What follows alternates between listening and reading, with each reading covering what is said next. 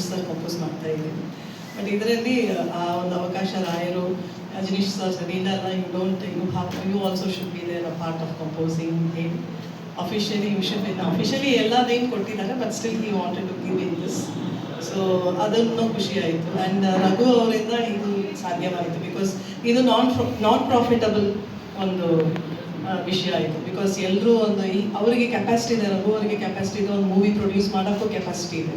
But ಆದ್ರೂ ಅವರು ಇಷ್ಟಪಟ್ಟು ತುಂಬಾ ಪ್ಯಾಷನಿಂದ ಅವರು ಮತ್ತು ಸುಗುಣ ಅವರು, ಶ್ರೀಮತಿ ರಘು ಅವರು, ಸೊ ಇಬ್ಬರು they both have the passion and dedicated ಆಗಿ ವರ್ಕ್ ಮಾಡಿರೋದಕ್ಕೆ ಟುಡೇ ಗಿರಿಜಮ್ಮ ಆಗಲಿ, ತಾರಮ್ಮ ಆಗಲಿ, everybody are coming with love and compassion for Raghu because ಅಷ್ಟು ಅರ್ನ್ ಮಾಡಿದ್ದಾರೆ. ಕಾರಣ ಏನಂದರೆ ಹಾರ್ಟ್ಫುಲಿ ಅವ್ರು ವರ್ಕ್ ಮಾಡೋದು. ಸೊ ನನಗೆ ರಘು ಫೋನ್ ಮಾಡಿದ ತಕ್ಷಣ ನಾವು you know very well that ಎಷ್ಟು ಬ್ಯುಸಿಯಾಗಿ ABBS ಸಂಸ್ಥಾನದಲ್ಲಿ ನಾನು ಅಜನೀಶ್ ಅವರು ತುಂಬ ಹಲವಾರು ಪ್ರಾಜೆಕ್ಟ್ಸ್ನ ವರ್ಕ್ ಮಾಡ್ತಾ ಇದ್ವಿ.